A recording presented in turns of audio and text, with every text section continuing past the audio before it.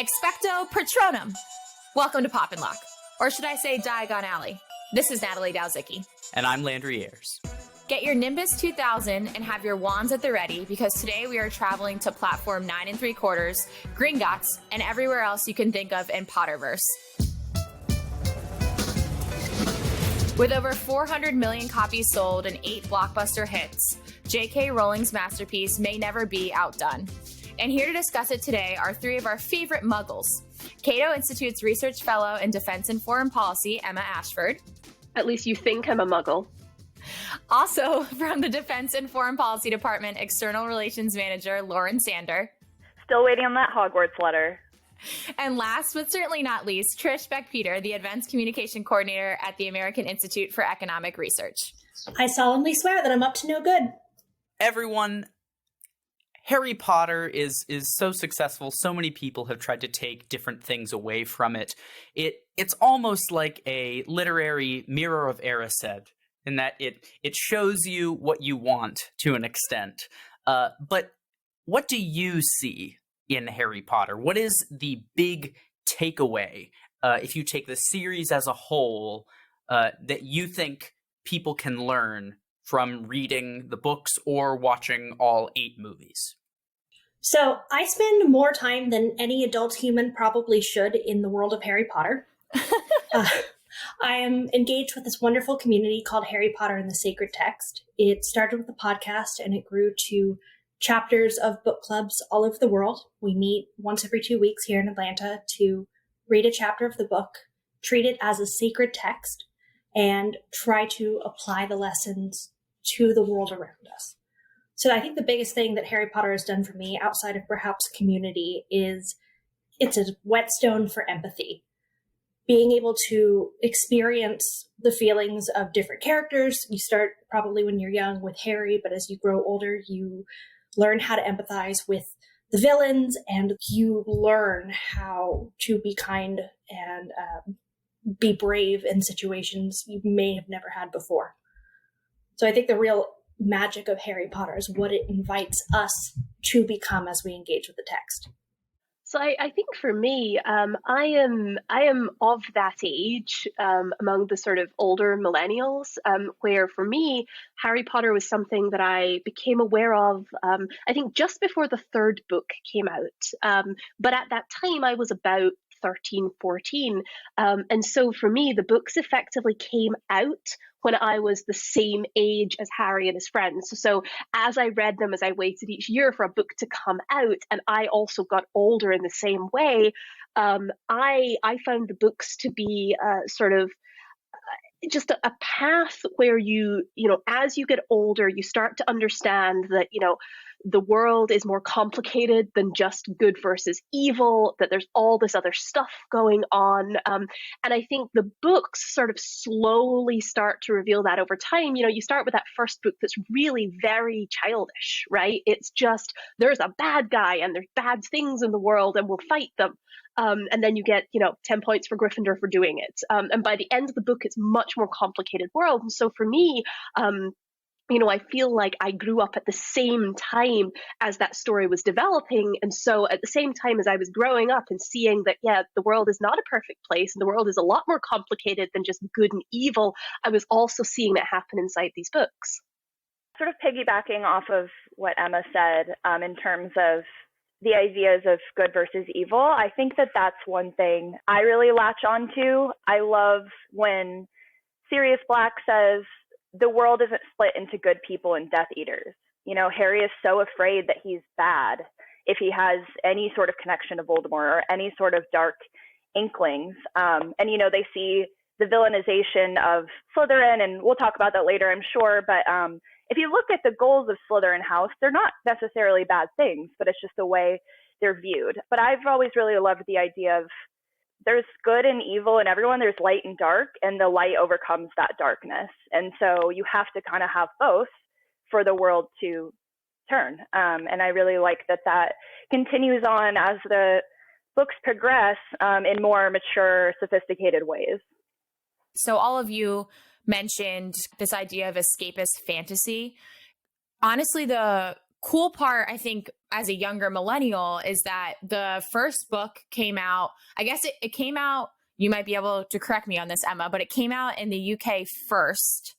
And I believe it was in 1997. The first movie came out in 2001. So I actually didn't get into the books until the movies already existed, partially because I was pretty young. And I remember, I don't know if any of you had the same experience. I remember that I was sitting with my siblings. I have 3 older siblings, and we would all listen to my mom read them to us first because I wasn't old enough to read those chapter books yet. And I think that's a lot of younger millennials had that experience where their parents actually read them these books. So it definitely created, like, at least for me, created memories with my parents and my siblings about reading these books. And we'd be like, okay, the next night I'd be like, okay, let's do 1 chapter tonight. And it was kind of like an introduction into young adult books. And I think that was the case for a lot of younger millennials. And I'm as young as a millennial can get. So I'm thinking that a lot of first, like, big chapter books were actually the Harry Potter series. I definitely had that experience. Mm-hmm. I'm so grateful for my mother for standing in line at, Borders at midnight to get my brother and me copies. And once I started reading them, we couldn't just have 1 copy because my brother and I had to stay up all night reading it. So she would stay up and go get us 2 copies of the book. And I have so many memories of that and waiting for it and reading it until 3 a.m. and then starting it over again and crying. And I just absolutely adore these books. Did it when The Cursed Child came out as well, when I was, well into adulthood. Yeah, what is interesting about Harry Potter for me is like you said, there's definitely a sense of nostalgia with it for me as well. Harry Potter as a series was what really, I think, was my first sort of spark of learning to love reading independently of anything else. My brother had read the first few books, I think, when he was sort of leaving elementary school, going to middle school, and I had heard someone talking about it, and I tried to read them at one point on my own, but never really, fell into it. And then I think I was in the 3rd grade, and it was, I think that was the year Goblet of Fire came out. And over the course of that year, just devoured the first 4 books, and I would sit there at my desk reading them like so much, and I would do it beyond what like was assigned to us in school, so much so that my 3rd grade teacher, we had our Scholastic book fair, and they had a Harry Potter poster that was just like hanging up that they had brought as a promotional thing, and as they were packing it up, she asked them if she could have it, and she gave it to me as a gift because nobody else was reading Harry Potter at that time. And it was this like really beautiful moment of kindness that a teacher showed me very, very early on, where I was kind of rewarded or respected for taking that like initiative to do something on my own. So there's certainly a nostalgic aspect to it, to those books and that period, but also it certainly was an escape, like you said, Natalie. Every time a new book would come out, it was, as Lauren mentioned, there would be midnight releases and people would wait in line, and it was one of the few things, and sort of was similar to like midnight releases of movies, but for books, where people would line up and it would be this huge like collective event that we get rarely these days because there's so much on-demand content now. But it was a big deal when these books were released, and we would always end up like 3 or 4 years in a row going on a family road trip, and we would always go to New Mexico when they were being released. So we would be in the middle of nowhere in the panhandle of Texas, and we would have to stop at a Walmart, first thing in the morning, and there would be a display, and we would run in, and my brother and I would both grab copies. And what would normally be like pulling teeth sitting in this 14, 15-hour car ride through the middle of nowhere was suddenly like the most exciting portion of the trip, because I could just sit and read my book, and there was no distractions, and my parents were like, that's great, go ahead and read. And it really is like a magical time where I was able to just kind of get lost in that story. So that the idea of escapism is certainly much more apparent to me the more I think about not just the stories themselves, but the context of how I consumed them. Part of what I find fascinating about this is, as well, is not just the sort of age thing, but we're recording this in America. You're all born and raised in America, I assume. I was raised in Britain, and so when these books started, they were really so very popular. They started in the UK, but then they got very popular in America, and that wasn't really expected. This kind of genre of book, like the boarding school story, Harry Potter blew up into a big phenomenon, but that kind of story does exist in like British children's literature, and it's a fairly normal thing. And for some reason, this one really blew up in America. And I remember, it got so big that when the first book came out, there was an American version and a British version. So they took the British stuff and they translated all the British idioms and all the words to make them American. And by the time we get to like book 3, they're not doing that anymore. British slang is now just normal in the books because they've become such a big phenomenon. What I really love about all of your stories is it seems the central tenet is that Harry Potter helps us love each other. It helps you connect to your families. It helped you connect to your teacher. It helped you connect to your community. It helped you connect while you were traveling. It helped you connect to a culture that was outside of your own. I think that's the really amazing thing that the series lets us do. For me, it let me connect with my grandfather, who took me to see all the movies, and we would listen to the books on tape on long car drives. And when Harry Potter World opened up in Orlando, where I'm from, going together and being able to hold his hand, walking up to Hogwarts and have our first butterbeer together. Aww. And then later passing the torch to my little brother when he was reading them, taking him to Diagon Alley and buying him his wand and his butterbeer. Our love for the series is it's a very vulnerable love, but it's also a love that opens us up to connection in really profound and deep ways.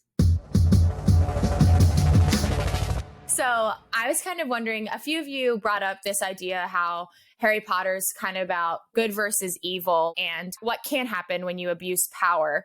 And I was wondering if we could kind of dig into that more, because I don't necessarily see this series as specifically like good versus evil. Some of the earlier books, yes, but I think some of the later books are much more complex than that. And I was wondering if you all felt the same way. I think the difference for me is how evil and good are treated. So in the beginning, it's treated as if there's this very definite binary, good is good, bad is bad, evil hurts people, good helps people. It's very binary. And we don't really examine the motivations of bad wizards. We don't really examine what makes someone evil other than the confines of like murder. But over time, we see this gradual deconstruction of the myth of the greater good and the nuance of evil, and it becoming about choices and motivations. And so we get to see a complex view of the characters where it's not they're evil because they're evil, but they're evil because they make these choices for these reasons, and their choices end up hurting others in these ways. Especially with what's his name? The rat. Peter Pettigrew. Peter Pettigrew. Yeah. Peter Pettigrew is in Gryffindor, right? Yes. So it's just not it's not a black and white thing. And I think we start to see that even just with an example like that. He made the wrong decisions, and he saw the consequences of that. And it's just because you're sorted into one house or people think you're one way, it's how you act when people aren't looking, or when you're given a taste of power or something like that. Well, I think it's also a lesson in how you can't necessarily trust other people to make those choices for you. Because, again, at the start of the series, it's not just that there's this real, black and white good and evil frame. There's also a lot of, you trust the authority figures. They know best. You trust your teachers, you trust your parents, etc., etc. And again, sort of by the end of the series, you see that maybe you can't always trust the people that you thought were authority figures. Or in the case of someone like Peter Pettigrew, right, he's led astray. He goes off and he finds somebody that he thinks is an authority figure, and he goes with that and trusts them and follows them, and it leads him down this really dark path. Yeah, and I think there are quite a few other times that like you see kind of this power struggle. I mean, mind you, take the Elder Wand, for example. The immense power it has, and the symbol of that, it's like the end all be all, the most powerful wand there is. And at the end, a very end of the series, Harry decides to destroy it, signifies that like he too doesn't believe, even though it was rightfully his at that point after this like whole mix up of who de-wanded the other person, that he doesn't believe that anyone should have all of that power. Now, many libertarians thought this was like, Harry's a libertarian. He's on Team Us. I don't necessarily see it that way. But maybe that's just because I'm not always looking for that. But I just kind of saw it as it's signifying that he came to the realization that through the previous 7 movies or through the previous books, they had spent so long fighting against who was too powerful and creating this whole army essentially. And he didn't want to have to like for history to repeat itself if another bad actor were to get the Elder Wand. And I think the whole Elder Wand story and boiled down is kind of the story about how no one can be trusted with all this power, not even Harry. But I also thought it was interesting when I was going back through some of the quotes from the movie in order to prep for this podcast. And I saw that in the very first movie, Professor Quirrell said, "There is no good in evil. There is only power, and those too weak to seek it," which I thought was a really cool quote that I definitely did not pick up on the first time I saw this movie way back when. But I just thought that was like almost a perfect description of the power struggle throughout the Harry Potter series. To piggyback on something that you said about bad actors and good actors with the wand, I think that's something really interesting that we see in Deathly Hallows when we get more of Dumbledore's backstory and his struggle with the Hallows. Sometimes it's easy to assume that the idea of this story is only bad people do bad things, but the idea that even Dumbledore could be seduced by that power and seduced by really the myth of the greater good was very central to Dumbledore's struggle against lust for power. It shows us that it's within all of us, which I think is one of the really gorgeous things about this text. So what do we think about Hogwarts? Is it a private school? Is it a charter school? Is it a public school funded by the Ministry of Magic? What is our take there? So it's a little weird because it's got elements of both private and public schools, and to be even more confusing, in the UK, public school sometimes means private school, and then you say state school for the government-sponsored school. So it's just crazy confusing. But Hogwarts has some elements that are clearly state or public school that are, like obviously the Ministry of Magic plays a role. They're determining the curriculum. We see that a lot in Order of the Phoenix, right, where we see Dolores Umbridge go in and subvert that and use that authority to change the curriculum. So the Ministry has a lot of control over it. But equally, it's got all the trappings of a classic English or Scottish private school, somewhere like Gordonston that Prince Charles and his father both went to, right? So it's a boarding school. A lot of the students live on the premises. They all eat together. They have a study hall the same. So it mixes elements of what like would be your average British kid's school experience with this more classic boarding school thing. Well, because I had assumed for the most part, maybe I was just going off of like how much control the Ministry of Magic has over Hogwarts, like in terms of taking professors in and out and kind of like influencing the school that I just presumed that was through taxpayer dollars. I don't know if that's like super negative of me, but I just assumed that it was a public school, but it was just like the premier school. And I think I don't know if you guys all got this sense, but throughout the series, I was thinking that like you had to be of a very high merit to get into Hogwarts. They didn't just let any wizard into Hogwarts, right? Well, that's really interesting because I did some research on Pottermore. Of course I prepared for this. And apparently in the Wizarding World, which is the official name for the Harry Potter universe that J.K. Rowling has her iron grip around, apparently in Britain, or England, and there are Irish students as well. I don't want to, for all of our UK listeners, I don't want to, mess up exactly what the catchment area of Hogwarts is. Apparently, any wizard that is under the purview of the Ministry of Magic is automatically sent a letter to Hogwarts. Right. I think under very rare circumstances are you not admitted. I think you can be kicked out, but that's also only students in their catchment area. So for instance, Beauxbaton or Durmstrang are from Bulgaria and France, and they have their own separate ministries of magic. And I think that's something that didn't really become clear to me until I really looked into it. The fact that the Ministry of Magic is functioning only for the United Kingdom's wizarding community, and there are other ministries of magic for other different nations. And in fact, in the US, around the same time, they don't have a Ministry of Magic, but there is actually a magical Congress that represents and administers their wizarding governmental body.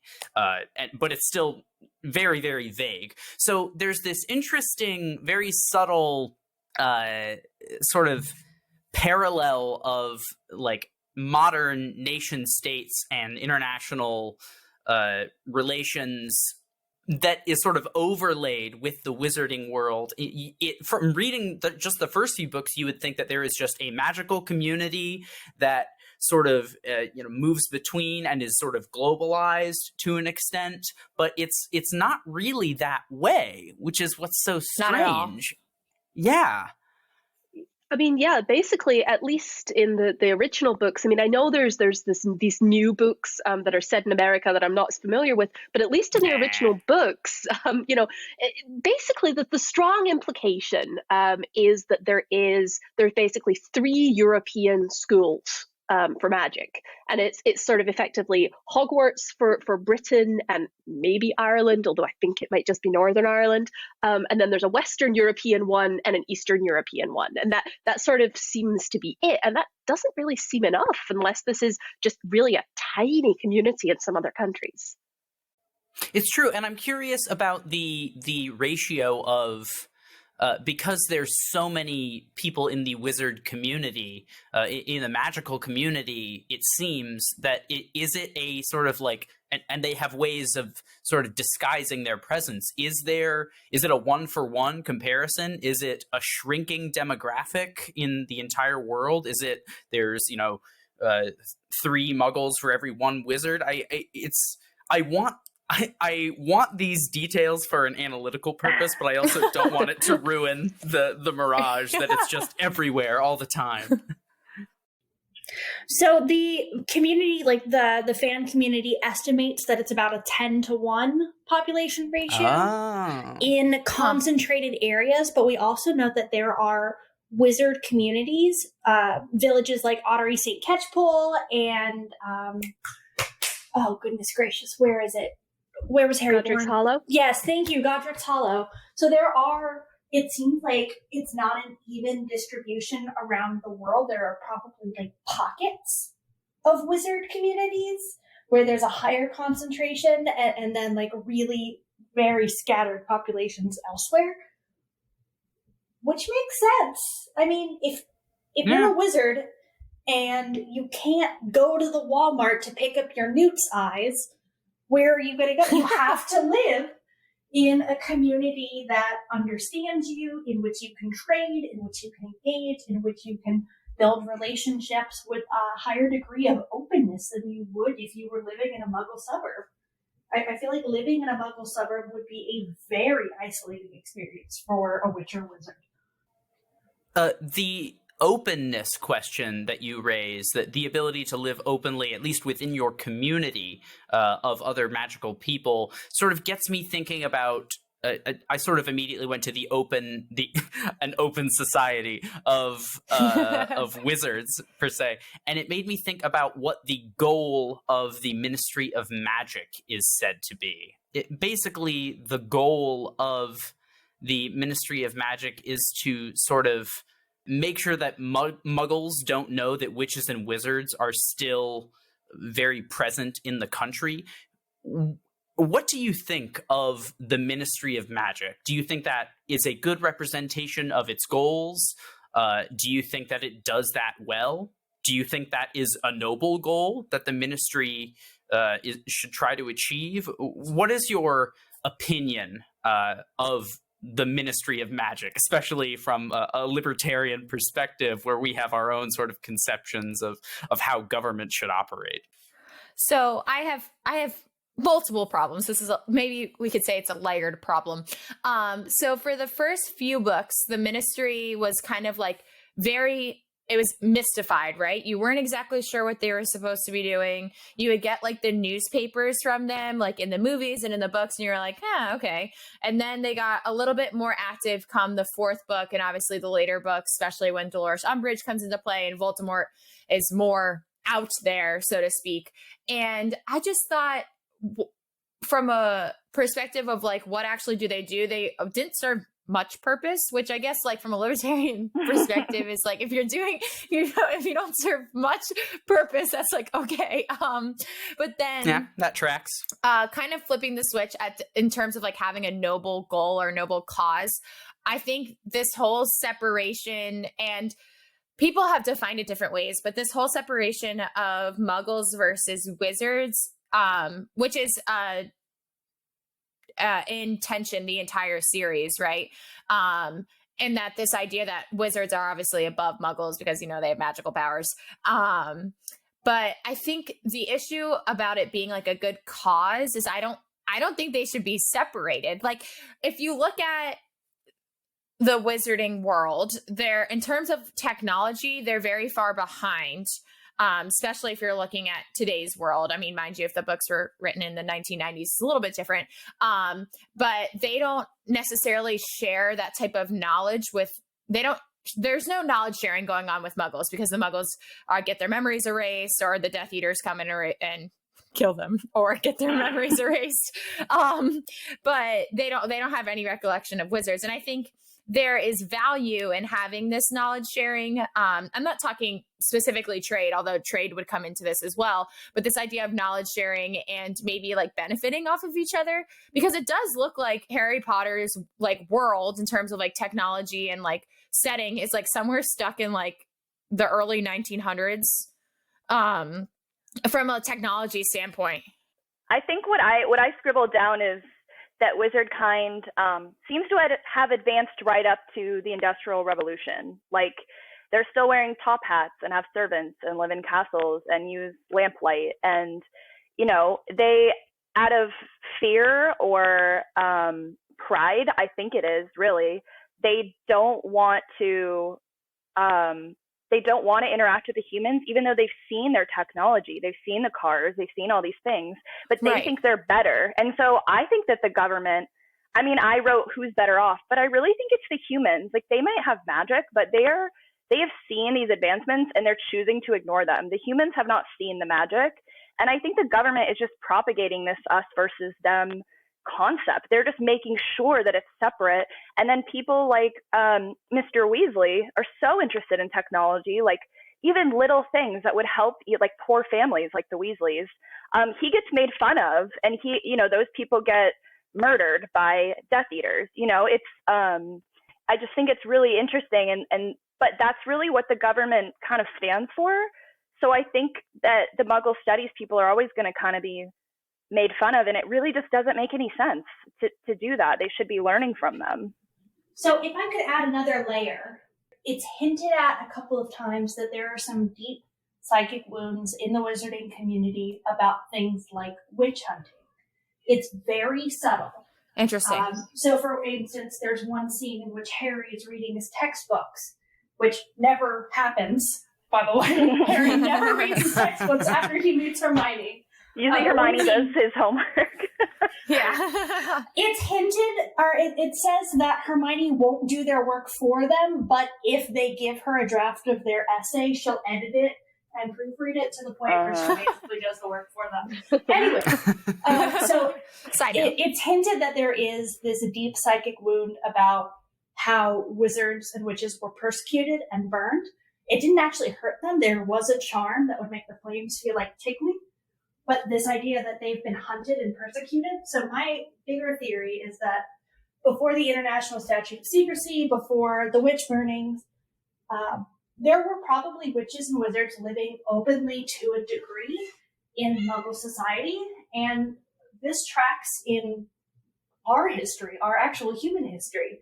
The idea that there were healers and there were, the magic people who had a way with herbs and poultices, and that there was a world beyond our own that was just accepted to be a part of the universe in which we all lived.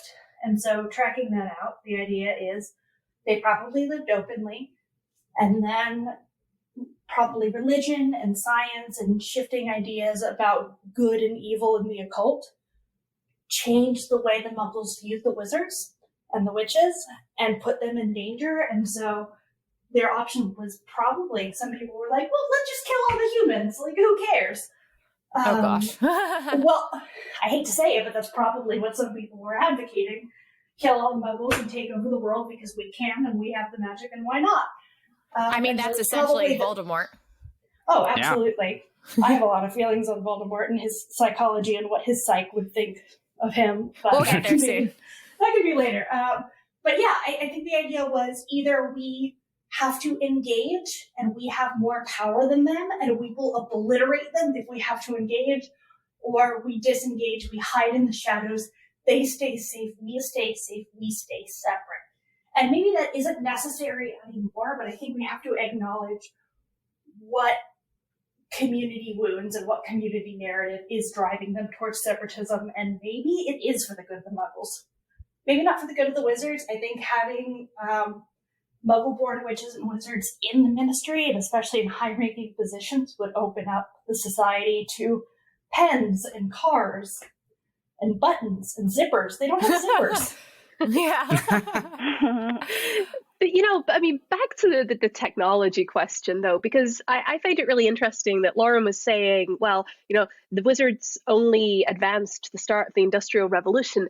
But if you think about it, the way that the stuff is written, it implies that they got there hundreds of years before we did. And a lot of these technological things that they don't have, they have substitutes for. Right? They can travel instantly through fires. Why do you need a car? They can speak to one another over long distances using charms. Why do you need a telephone? They have versions of radios and versions of recording things, and so it's not that the technology lets them do things that they couldn't do before. It's that they have these alternatives, and then why do you want to bother adopting the version that the Muggles are using when you have this perfectly good version that does basically the same thing? And I think then there's a couple of things you throw in that are like the quills, right? That are tropes about, that you would find them in other things. You'd find them in like The Worst Witch or things like that. So maybe they're just for color. But on a broader scale, it's substitute technology, not that they're behind.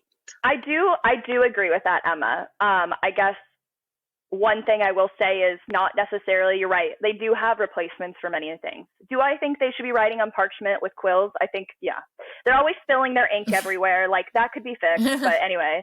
But I do think it's like, it still goes into the idea of what we're doing is better. We have a replacement. Why would we even look into a car? Like, Muggles are stupid. Like, they had to overcome their weakness with technology. So I just think it's more of like an idea of, yeah, they can totally use the flu network, but they are not even considering using cars or whatever, bikes, because they just think what they're doing is better. I guess that's sort of like the perspective I'm looking at it from, but you have a really good point. They don't need that stuff. I would be really interested in an analysis of the series from an ability standpoint, because what becomes very, very clear upon reading is while there are fantastical characters and non-human creatures, most of what we're observing are still humans in how they act and their desires and their search for meaning and community and love for one another, and they're still very, very human and driven by the same psychology and desires that muggles are. They just have a magical ability, almost like a sixth sense, that muggles are simply not born with. So it's really interesting to sort of consider a separation and almost a discrimination between the two, when in reality it is an ability that defines the two. It is not an intellectual or an enlightenment that they receive or are bestowed as a gift, so far as we know, because that's one other thing that's kind of left out, is the sort of study of religion in the wizarding world in particular. And that's something that you had mentioned, Trish, that I thought was really interesting, is obviously there are reasons for understanding how religion and faith has influenced the view of the occult in the Muggle world and in our very real history, but we don't get the reaction to that and any sort of split that happens, at least as far as I can remember, in the books. So I think both a religious analysis of the religion in the story, not a sort of viewing the text of Harry Potter in a sacred way as you and your community has done, Trish, but also an ability sort of discriminatory analysis, I think would really bring some things to the surface that are missed on the first view. I wish there was more. The only trace I've ever seen of religion in many, many rereads is that Christmas is celebrated at Hogwarts. Right. We get all the trappings of Christmas, but Christ is never mentioned. Religion is never mentioned. I don't even know if anyone ever says, "Oh my God." Christmas in the UK, so it is a religious holiday, but it's also a widespread secular holiday. So Muslims in the UK, for example, which is a huge community, or Sikhs, which is a large community, they also celebrate Christmas in a way that they wouldn't necessarily do in America. So that's not necessarily an indication of religion. I do think, J.K. Rowling seems to have been very careful not to put religion explicitly in the books at all. But some of the ideas that come through, at least from my background and my point of view, are just very reflective of the Scottish Presbyterian Church that we were both raised in, which is a very simple Christian faith, which is, you are responsible for your own relationship with God. The church is a fairly communal affair. Try not to be very judgmental. There aren't very many sacraments, that kind of thing. And I see that in various places in the books. I see the words that are written on Harry's parents' grave, right? That the death is the greatest enemy and it will be the last to be destroyed. That is, for me, a fundamental tenet of my religion, just stated somewhat differently. And I find that in some other places throughout the books as well. The idea that the dead aren't gone; they're just on the other side, and we'll go and join them someday. That they can see us, that they can hear us. I find that if you are familiar with what religion looks like for the author, I see it throughout the books. I'm just not sure if you would if you weren't coming from that culture. I definitely didn't connect with it that way coming as Catholic. But the way you just described death is perfectly enshrined in the veil that Sirius falls through at the end of 5.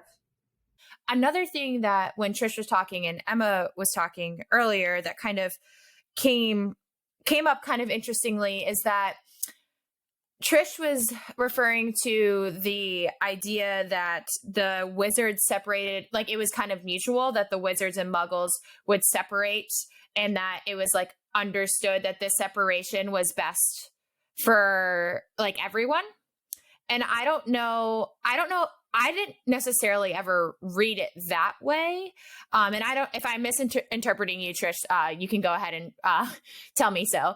But I think a lot of people, and kind of what I saw kind of reported online as well, kind of saw it done in like a racist type of way. Now, it's not, being a wizard and being a muggle is not necessarily, they're not different races, but it being like Landry said, like very discriminatory in terms of like muggles are beneath us. And that's kind of the narrative that Voldemort pushes, right? Or he who must not be named. And now I'm doomed because I just named him. But I kind of wanted to dive into that a little bit and kind of talk about Voldemort's worldview and kind of how that plays out throughout the story. So I can frame how I see Voldemort seeing his own worldview, because when we look at it, it is inherently racist, and it is. But the bad guy never thinks they're the bad guy. The villain, of course, always imagines themselves to be the hero. So the way I think Voldemort sees the world is that magic is a gift to be protected and cultivated. And the best way to protect and cultivate that gift is to protect the bloodlines that carry it from dilution. I'm gagging. I want you to know that I'm gagging, and I think this is gross, but yeah, this is how he sees it.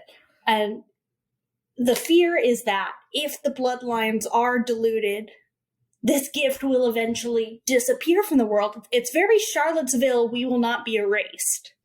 Right. You know, to come back to the point Landry was making a bit earlier about the Ministry of Magic, something I find very disturbing throughout the series is I think Voldemort found it easy to subvert the Ministry in the later books, in part because the Ministry of Magic seems to share some of that viewpoint, institutionally at least. We see that in the later books, we see that there is at least one Muggle that is aware of the wizards, right? And it's the Prime Minister. And the implication institutionally is that the Ministry of Magic is just a ministry, right? So in Britain, the ministries are the equivalent of cabinet secretaries in the US. And so, the Minister of Magic, I guess, is meant to be subordinate to the Prime Minister. But that's not how that relationship plays out at all when they actually have a conversation. The Minister of Magic is very much, I am superior to you. I'm telling you what's happening, and now I'm leaving, and you don't get to ask questions. And it seems that sort of institutional view in the Ministry of Magic, that there is some superiority to the Muggles, it is similar to what Voldemort is pushing. He's just a lot blunter about it. Oh, for sure. I think he's a lot more upfront about it. And I think also towards the end, we see that the Ministry has been essentially infiltrated, right, by Voldemort and his allies, his creepy allies. Right. But and my point is kind of like, he wouldn't have been able to do that if there wasn't some support inside for those sentiments. Right. And then, which is what ultimately leads up. So he has support for his ideals from people who are presumably a pretty high status within the wizarding world. And then we get, in response to like backlash to them, we get Dumbledore's army, which is essentially comes up in the it starts in this, Trish is going to know this better than me. Does it starts in Order of the Phoenix? It starts in the Order of the Phoenix. Okay, I thought I was going to go one book later. But I think it's interesting because that idea of Dumbledore's army has jumped over into our world.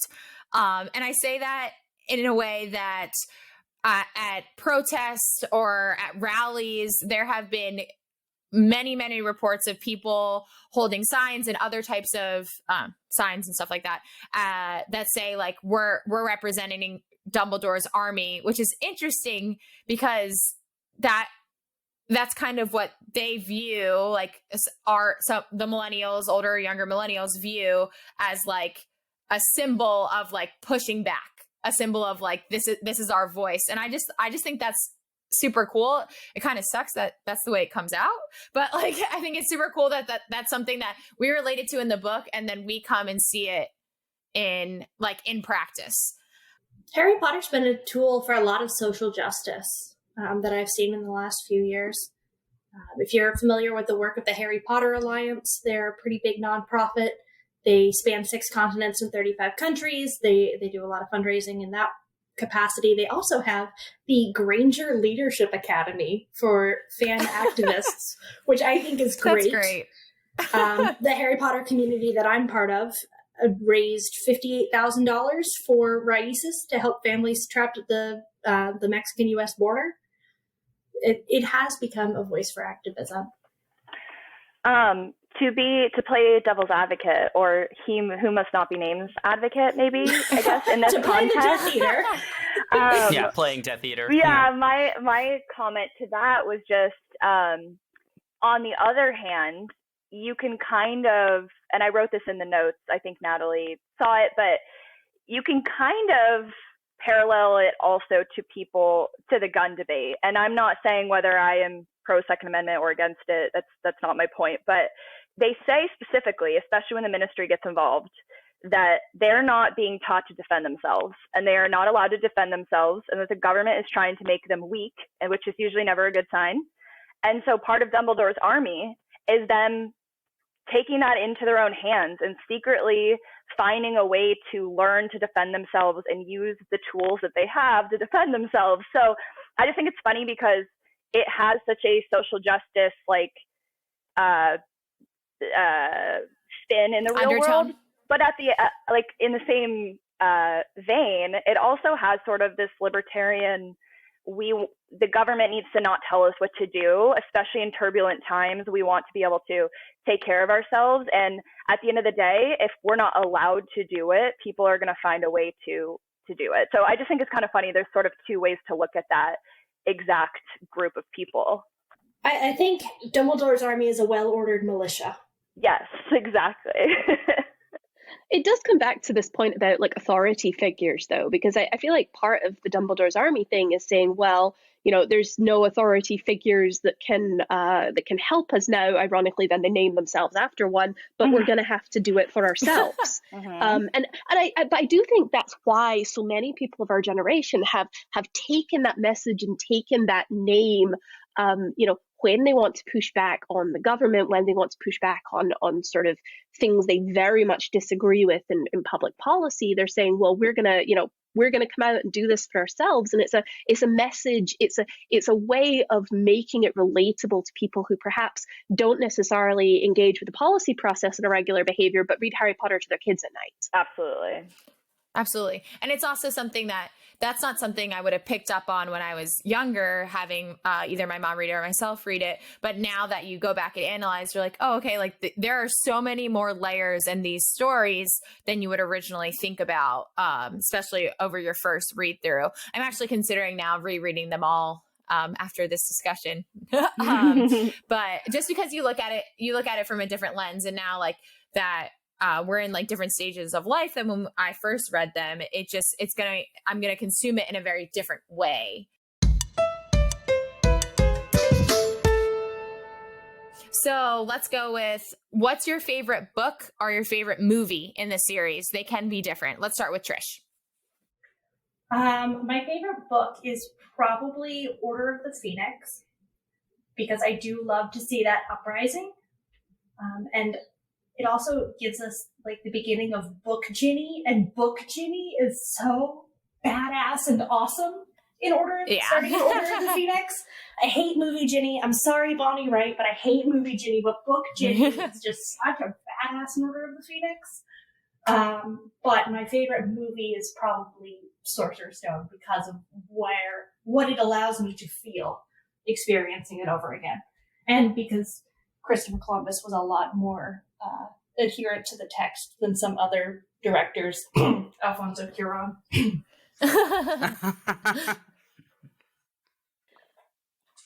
I think my my favorite book is the last book is Harry Potter and the Deathly Hallows. Conversely, my least favorite movie is the second Harry Potter and the Deathly Hallows. I really, really just hate what they did with it. I hate the ending. I don't think it's true to the book at all, and it really bothers me. I do like number 3 in terms of the movies, Prisoner of Azkaban. I think that was a good movie. I think some liberties were taken, but I actually think it improved it a lot, unlike some of the other movies. Yeah, that's so. She took my favorite movie, but the third is my favorite movie, and I know that is sort of a different one for a lot of people because of the director was different, I believe, for just that movie. Yes, Trish, it was I feel like you would know that. But I just love the symbolism and the darkness and the birds and the way they filmed it, and I just think it's so interesting. It always keeps me engaged, and I love the time loops because you feel like the movie's over and then you get a whole new movie again, sort of. Like, it's so exciting. Yeah. So that's always been my favorite. And books wise, I think Half-Blood Prince is my favorite. I don't really know why. I just think I love trying to figure out who it is, like you have your ideas, and kind of seeing Harry sort of hide this, and he's so interested in what's going on, and it's really consuming him. So I just love that whole storyline. And it's an exciting book as well. There's a lot that goes on, especially at the end, and it sets up a lot for the next book as well. My favorite book, hands down, has never changed. It will always be Goblet of Fire. Me too. I love how it expanded the world. And you got I feel like a little bit more of just outside of what the Ministry was when you got the other schools. I thought the Quidditch World Cup was this really cool way to start the story. The Triwizard Tournament is this awesome, like, nested raising of stakes within it. And then it's also, I feel like, the first time that we sort of start to see the characters go through the sort of painful parts of adolescence amongst each other. I feel like they have a lot of, like, kid problems in the first 3 books, and obviously much bigger things with, like, good and evil and, like, saving the wizarding world and all. But I feel like the tension between, Hermione and Ron, and like the drama of the Yule Ball, I just eat up. And it sort of reminds me of, being young and that, like, awkward uncomfortability more than any of the books had at that moment. So it always really stuck out to me. Yeah. Movie wise, having just rewatched them all, it's tough. I like Goblet of Fire once again. I don't know if it's my favorite though. I also really like Prisoner of Azkaban, and I think it's the darkness that draws me to it. The palette changes pretty drastically with it, and obviously with the different director, that's to be expected. But it sort of kind of, all the other movies I feel like kind of tailored themselves after it from that point on, and I don't see as drastic of a shift from that point. It's not perfect, but specifically the scene with Lupin and Sirius Black and Ron, Hermione, and Harry, and Peter Pettigrew, and Snape all in the Shrieking Shack when they reveal who Wormtail is. It is everyone is at 100%. It is amazing. No one is resting on their laurels from an acting standpoint in that scene. Gary Oldman, like, you think he like the turn that happens in the middle of that scene where you think he's about to, like, kill Harry and he's this crazed lunatic, and then you reveal and you understand that all of this emotion is born by his love for Harry and his family. It really just changes the way you see everything in that moment. And there are all these conflicting sort of dramatic ironies that you understand looking back at that scene, with Snape and his conflict with them sort of coming in and threatening, and his loyalties going on. It's a really complex scene, and it was a high point in that movie for me that I just remember. So that's kind of sticking out as my favorite.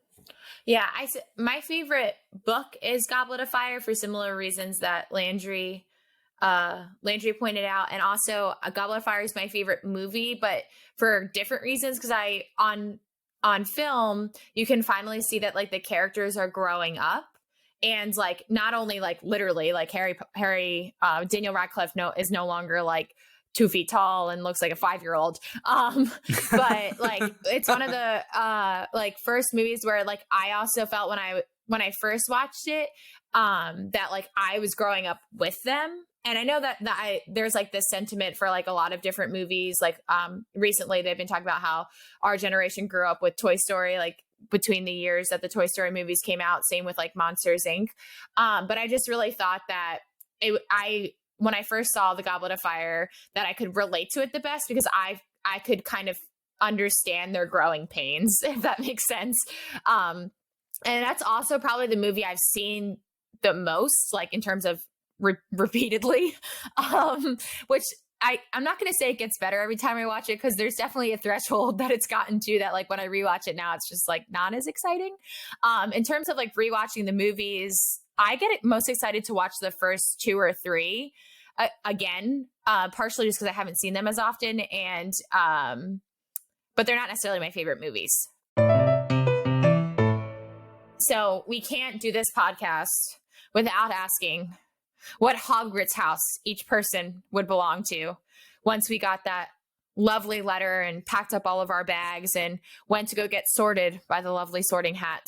So please give me your best pitch for what house you would be in Hogwarts. I am a Ravenclaw with Gryffindor tendencies. I relate very I have deeply. a rising Gryffindor with a moon Ravenclaw. If you want to make it even more complicated, we can add in the idea of aspirational housing, the idea that you are sorted into the house not of who you are now, but the best version of yourself that you could become. And then I would want to be a Hufflepuff. I would want to be a Hufflepuff. I'm not. Obviously everybody wants to be in Gryffindor. I'm pretty confident I would end up in Ravenclaw, just because I've spent my entire career doing book learning stuff. I do have a sneaking fear, though, that I might actually be a Slytherin, because I tend to be a bit conniving, and so I would happily accept Ravenclaw if it meant I didn't get sorted in Slytherin. If I'm being honest with myself, would say Ravenclaw, because as well, we all work at a think tank, or the Cato ones of us do. I value education and I really enjoy it. I also love wit. I'm very sarcastic, but that also sometimes I feel like I would be in Slytherin, which a lot of people are like, "You're not evil. Why would you say that?" But again, like I was saying at the beginning, Slytherin is not necessarily bad. The values are ambition, cunning, and resourcefulness, which I feel like I have. A lot of people in DC have. You kind of have to do well here, and so it's almost kind of my aspirational house, maybe. But I definitely see the tendencies. I just obviously wouldn't want to be in Slytherin while there's such sketchy characters there. So in that case, I would probably want to be in Ravenclaw, because I think they're all smart, but I think they'll all be secretly a little bit conceited, maybe. So that's kind of why I've never really wanted to be in Ravenclaw, but that's probably where I would be. I'm so glad to be surrounded by my Ravenclaw brothers and sisters. Wit beyond measure is man or woman's greatest treasure. Get your claws up, caw. I don't know what sound ravens make, but I'm gonna say it's caw. Yeah. And it just makes me feel so good. I think there's a part of me. There's a little bit of a goofiness of a Hufflepuff, but I think that goofiness more manifests in the sort of out loud qualities that Gryffindors might have. But I think deep down, in my sort of introverted self, I think I would do best in Ravenclaw. Plus, I think the blue brings out my eyes, so I don't want to. I don't think red looks good on my pale skin. So if the Sorting Hat were talking to me, I would be like, "Please, I'm not a summer. Please, I'm not a summer." I think every libertarian thinks that we're a Ravenclaw, but everyone else thinks that we're a Slytherin. Yeah. I was gonna ask. I was very curious if anyone thought, like, would all people who self-identify as libertarians be sorted into the same house? And if they did, which one? And I think you've pretty much nailed it. Yeah, but I don't think I'm a Ravenclaw, and here's why. Partially. Natalie, you are a Gryffindor She is. to a T. Through and through. I guarantee. You She don't is. even have to tell. Anyone who has listened is like, Natalie's a Gryffindor. Natalie's a Gryffindor. I am not a Ravenclaw, but I would say that, like, I have some Ravenclaw, like, undertones, if that's that's possible. Are those notes of Ravenclaw that I see? Yes. And if we're going off fashion sense, like, my skin tone does go pretty well with Gryffindor colors, but I do think a majority of me is Gryffindor. I have a slight Slytherin in me, partially just because I'm the youngest of four siblings in my family, and I really had to develop my sense of sneakiness and cunning in order to, win those battles when I was younger. So I do think there is a slight sneakiness in me, but I don't necessarily. When I see myself, I don't see Ravenclaw at all. But maybe that'll change as I grow older. And now, the part of our show where we get to explore all of the other media and content that we've been consuming during this time of social distancing as we record this. This is Locked In. Trish, Emma, Lauren, what have you been doing with all of this time that you've been at home? What have you been consuming? TV, movies, books, games, hobbies? What are you locked into? I've spent a lot of time recently with the Twilight series. I know everyone loves to hate it. No, I started as a love to hate for me. It has turned into an unironic love. I will watch those movies. Oh my gosh! So yeah.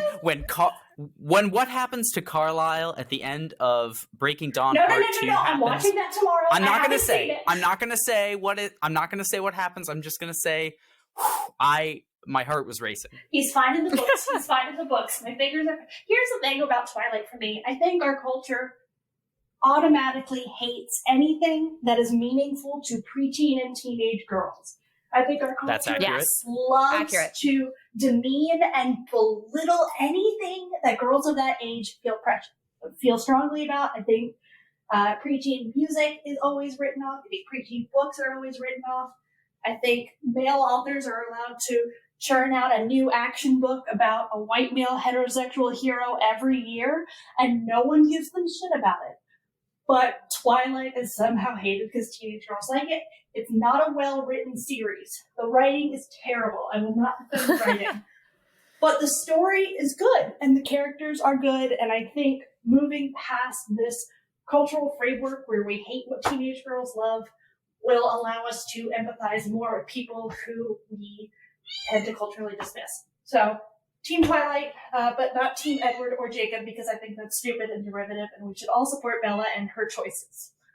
Wow. Well, the former teenage girl in me is still a little appalled. I just want to go on record as saying Twilight is the worst thing I've ever seen in my life. It is terrible. Like, I love, unironically, how terrible it is. But in terms of locked in and what I'm locked in with, mostly I'm locked in with two kids under 2, so I don't have a lot of time. That counts. But I finished reading the third one in John Scalzi's series, The Collapsing Empire. The third book. That was excellent. I really enjoyed it. It's about it's basically about a space empire, and they suddenly discover that the technology that lets them transit between space systems is failing. And there's this long-term collapse coming. All of humanity is going to die. What do they do about it? And so it's clearly meant to be an allegory for climate change, but in the present moment, it seems a lot more applicable. So I really enjoyed that. That was really great. And then in the rest of my time, I've been working my way through replaying Horizon Zero Dawn, which is a really great game for if you like sort of first-person adventure RPG games. It's mostly an action adventure, but it's set in a post-apocalyptic, I guess, Earth. We don't really know, and there's this whole story that unfolds basically as the main character tries to not only like find her own way and solve her own story, but also figure out, what the hell happened to cause the apocalypse? Why are there all these ruins all around? Even though she lives in like a tribal society, why are they living in the ruins of, our society from today? And what caused the apocalypse? And it's really great. So I'm enjoying that. Very cool.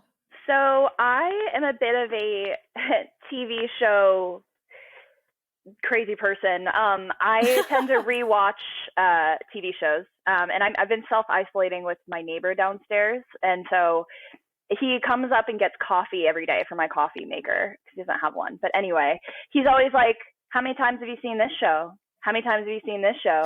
Like, I rewatch the same stuff. So I have been rewatching. I just rewatched Supernatural, all 14 seasons. Good show. And yeah, and I'm rewatching Lucifer. I rewatched another good one, The Chilling Adventures of Sabrina. I'm sensing a theme. Yeah. And I just finished watching. He and I have started doing like themed stuff, so we're starting at Hitchcock movies. But so far we've watched the show Luther, and we just started The Killing, and we watched Ozark. So we've got a lot done. Good one. And I just finished reading Dr. Jekyll, Mr. Hyde, and I'm starting on The Bell Jar today, actually. Oh, nice. So yes, there's lots of themes going on. I like the dark stuff, which is why I love Harry Potter, obviously. But yeah, it's been keeping me entertained. I always have something on in the background. I can't really focus without like some conversation in the background. So I have been doing a few things. So I watched all of Upload on Amazon Prime. Very good. Kind of a dark undertones, but comedy. Like it's a lighter show, if that makes sense. I mean, it's based off of someone who passes away and uploads his consciousness to this like futuristic like AI heaven, essentially. And that was really good. I got through it in like a day and a half. And then, much to my boss Aaron's lovely pushing of me watching Mr. Robot, I have started Mr. Robot. I'm only on the 5th episode. He claims it to be the best show of all time and will never give that up. And Landry also likes it a lot too. So I just started that. So I don't have many reviews on it. On the reading front, I've actually been reading a lot because I've been nannying a family for 2 years now. So I've been splitting my time between here and there, and then we're not seeing any other people. And I read The Girl on the Train, and now I'm reading Woman in Cabin 10, which are both oddly dark and pretty much the same story. They're like murder mysteries, strong female main character. And my next book, I'm hoping to do Overcharged, which is one of Cato's books. It's a healthcare book. I've had it on my shelf for a while. I just haven't had a chance to open it yet. But one other exciting thing, I have also become addicted to Jackbox games. Yes. Which you play on Steam. And I have probably, so far this week, I think I've played like 5 or 6 hours of Trivia Murder Party. And I Quiplash. love that game. Oh my gosh, I play that with my parents every Friday. So, and I paid $20 for them. So we've been having a blast. Me and my family have been playing that. Me and my housemates have been playing that. So that's a lot of fun. If you want to do like games via Zoom with people, you can just screen share, and it's a lot of fun. For television, I haven't been doing as many like prestige TV shows just because I haven't felt the need to commit to much. I started Killing Eve, and I'm about 3 episodes into that, show. And I like it, but I haven't gotten further than that. There are 2. I hesitate to call them reality because there's not much about them that's very real, but they are delicious to watch in a trash TV sense.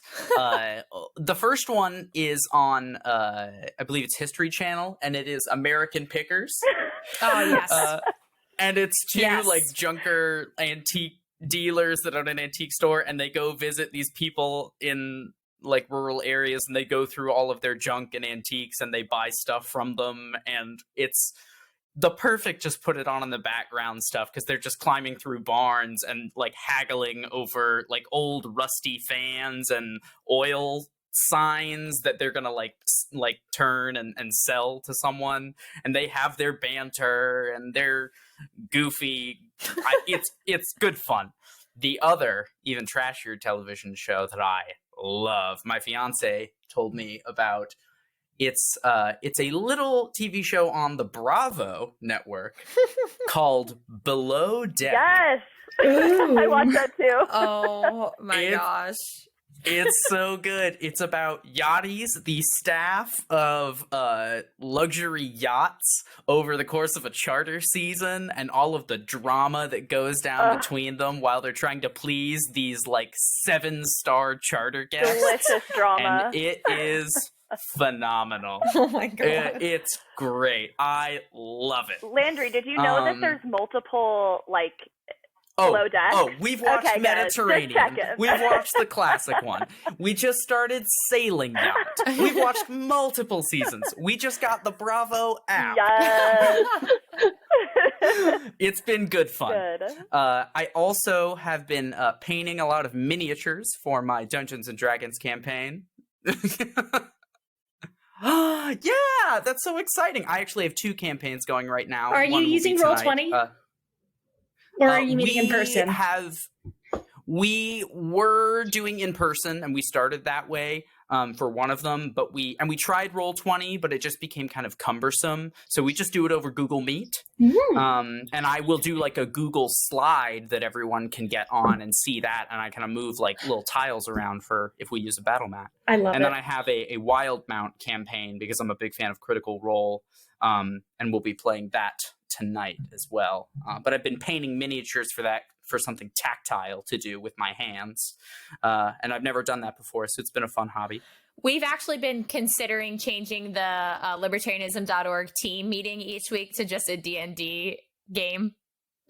I'll do it. You guys I'll do it. hiring? I'll run a game for you. God, I miss all this stuff. Guys, never had kids. Seriously. I also have been playing, I just got a board game called Fog of Love, which is really cool.